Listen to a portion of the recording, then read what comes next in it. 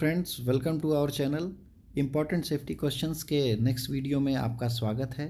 हम लेके आए हैं आपके लिए 15 नए सेफ्टी के क्वेश्चंस जो किसी भी गवर्नमेंट या प्राइवेट एंट्रेंस एग्ज़ाम्स या इंटरव्यू के लिए बहुत इंपॉर्टेंट हो सकते हैं। सो स्टार्ट करते हैं। सबसे पहला क्वेश्चन है, principle behind extinguishing fire caused in oil tanks. किसी भी ऑयल टैंक में अगर आग लगती है तो आग बुझाने का कौन सा प्रिंसिपल यूज़ होगा? ए स्मूदरिंग, बी कूलिंग, सी स्टारवेशन, डी फोम।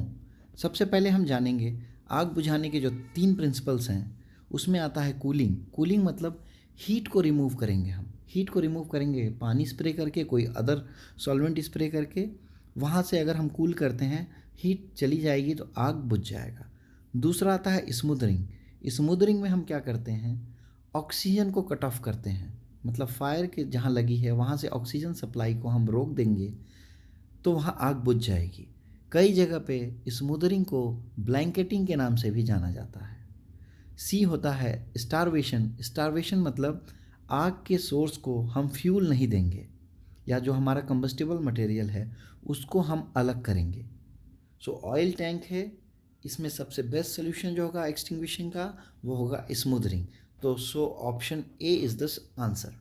चलते हैं हम अपने नेक्स्ट क्वेश्चन पे। Question number 2, number of man days lost in case of fatal accident. मतलब कोई भी एक्सीडेंट जिसमें आदमी की जान चली जाएगी उस केस में मैन डेज लॉस्ट हम कितना लेंगे? Option A 3000, option B 6000, option C 3650, option D 10,000। इसका सही आंसर है ऑप्शन बी 6000। फैटल एक्सीडेंट के लिए स्पेसिफिक 6000 मेंशन है। ये IS स्टैंडर्ड 3786 से आप देख सकते हैं। वहाँ और भी एक्सीडेंट्स के क्लासिफिकेशन दिए गए हैं जिनमें स्पेसिफिकली मेंशन है आपको कि ये अगर एक्सीडेंट होता है या ये परमानेंट डिसेबिलिटी होती है तो उसमें मैन डेज लॉस्ट कितना हमको लेना है। हम चलते हैं अपने नेक्स्ट क्वेश्चन के ऊपर। Question number 3, dash solution is use for neutralization pit of chlorine. Option A sodium hydroxide NaOH, option B calcium carbonate CaCO3, option C HCl hydrochloric acid, option D none of the above. इसका answer है, best answer होगा option A sodium hydroxide. Other chemicals भी इसमें use कर सकते हैं neutralisation के लिए, उसमें इंक्लूड है लिस्ट में potassium hydroxide, sodium carbonate, calcium hydroxide, sodium sulphide, sodium thiosulphide, ferrous chloride और हाइड्रोजन पेरोक्साइड। हम चलते हैं अपने नेक्स्ट क्वेश्चन के ऊपर। Question number 4, FGD system installed in fossil fuel power plants removes dash. Option A CO2, option B SO2, option C CO, option D N2। तो सबसे पहले हम जानेंगे FGD सिस्टम है क्या। तो ये FGD सिस्टम लगाने का एक इनिशिएटिव गवर्नमेंट की तरफ से आया था और इनिशियली ये 500 मेगावाट्स के ऊपर के प्लांट के लिए था, जहां आपको फ्ल्यू गैस डीसल्फराइजेशन यूनिट लगाना था। तो जैसा इसका नेम सजेस्ट कर रहा है, डीसल्फराइजेशन मतलब हम सल्फर गैस को हटाएंगे फ्ल्यू गैस से। सो इसका सही आंसर है option number B SO2 sulphur dioxide. हम चलते हैं अपने नेक्स्ट क्वेश्चन के ऊपर। Question number 5, dash tool first responders and medical personal use during a mass casualty incident. मतलब जब भी कोई मास कैजुअलिटी होगी तो वहाँ जो फर्स्ट रेस्पॉन्डर्स होगा या मेडिकल पर्सनल्स होंगे वो क्या टूल यूज़ करेंगे? Option A incident tag, option B triage tag, option C flag tag, option D med tag. So इसका आंसर है बी ट्राइस टैग। हम जानेंगे ट्राइस टैग होता क्या है। इसमें 4 कलर्स यूज़ होते हैं। ये टैग एक टैगिंग सिस्टम है। एक पेपर का टैग हो सकता है, एक प्लास्टिक का फ्लैप हो सकता है जिसको इंजर्ड पर्सन के ऊपर टैगिंग किया जाता है। ये 4 कलर्स के हैं, आप देख सकते हैं, black, red, yellow and green. Black में क्या है, pain medication only until death, मतलब वहाँ बचने के चांसेस नहीं हैं, वहाँ हम केवल पेन मेडिकेशन देंगे। रेड में क्या है, इमीडिएट अटेंड करना है आपको। लाइफ थ्रेटनिंग इंजरीज है, आपको इमीडिएट उसको एड देना है ताकि उसकी जान बच सके। येलो में क्या है, नॉन लाइफ थ्रेटनिंग इंजरी है, उसको जान जाने का खतरा नहीं है, थोड़ा सा फर्स्ट एड में डिले भी करेंगे तो कोई इशू नहीं आएगी ज़्यादा। ग्रीन टैग उसको लगाया जाएगा जिनको बिल्कुल माइनर इंजरीज है और उनको फर्स्ट एड ही प्रोवाइड करना है। हम चलते हैं अपने नेक्स्ट क्वेश्चन के ऊपर। Question number 6, how to calculate frequency rate. Frequency rate को कैसे कैलकुलेट करेंगे? Option A, number of lost time injury into 10⁻6 upon man hours worked. Option B, number of man days lost into 10⁻6 upon man hours worked. Option C, number of lost time injury into 1000 upon man hours worked. Option B, number of man days lost into 1000 upon man hours worked. इसका सही answer है option A, number of lost time injury into 10⁻6 upon man hours worked. आप देख सकते हैं ये formula जो है IS 3786 का है, ये स्टैंडर्ड है।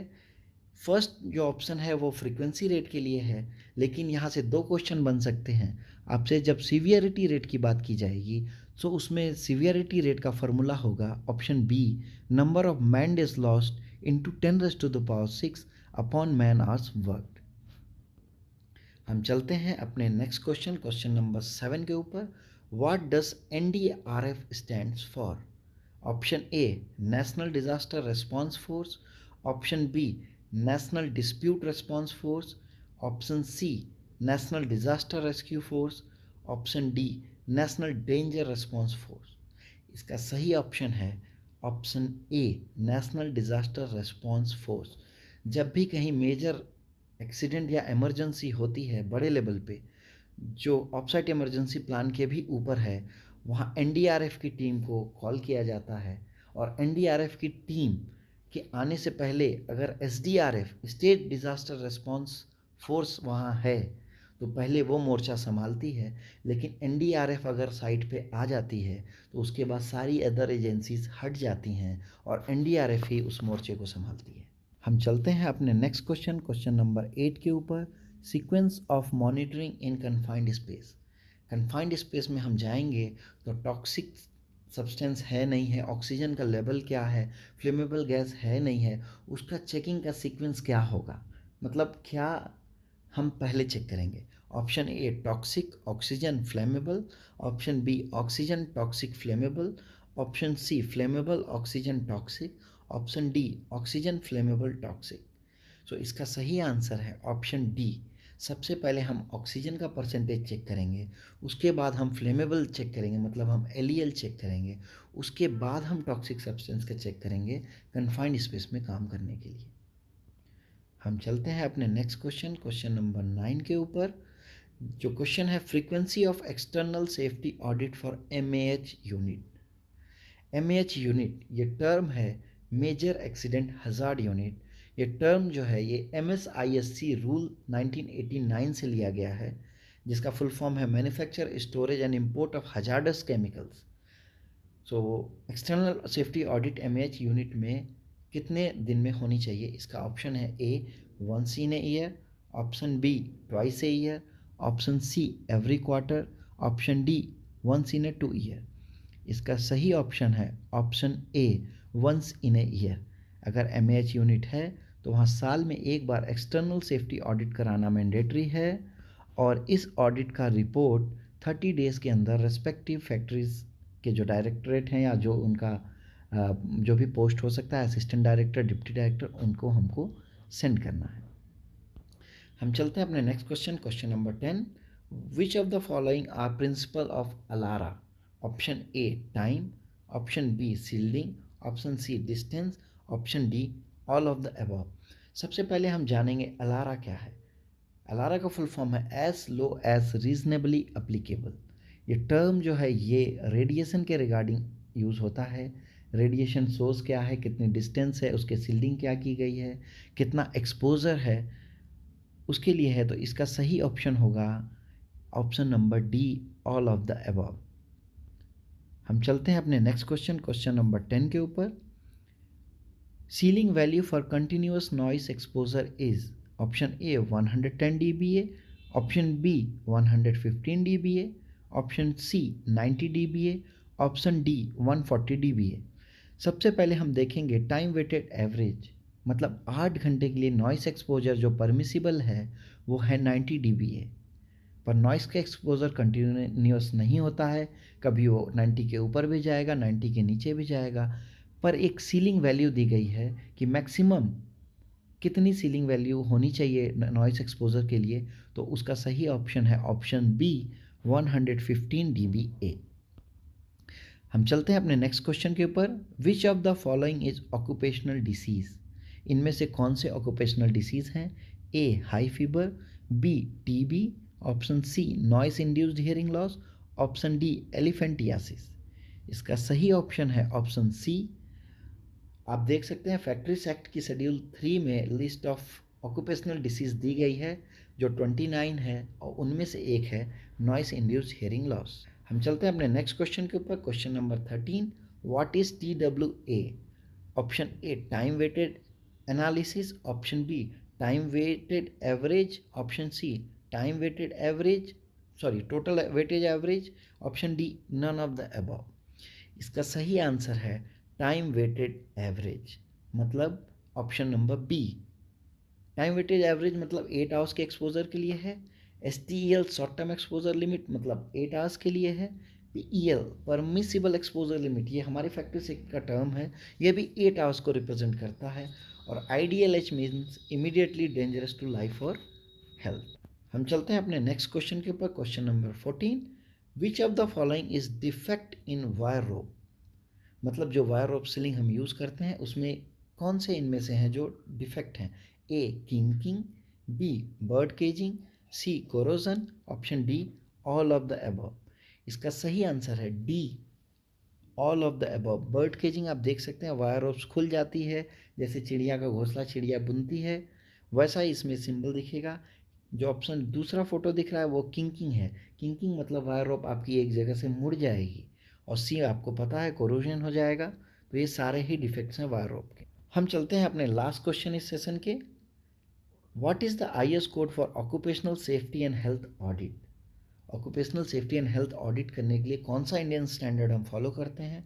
Option A IS 14490, option B IS 14489, option C IS 1440, option D IS 3456। इसका सही आंसर है option B IS 14489। So friends, इस वीडियो में हमने 15 क्वेश्चंस देखा और हम आगे भी दूसरे वीडियोस में ऐसे ही इंपॉर्टेंट क्वेश्चंस लेके आते रहेंगे। हमारे साथ जुड़े रहने के लिए धन्यवाद और आप अपनी तैयारी को कंटिन्यू करिए। आप अपने कमेंट सेक्शन में हमारे कमेंट सेक्शन में आप ऐड कर सकते हैं आपको किस टॉपिक पे स्पेसिफिक क्वेश्चंस चाहिए, तो हम उसके लिए भी क्वेश्चंस बना के डालेंगे। Thank you friends.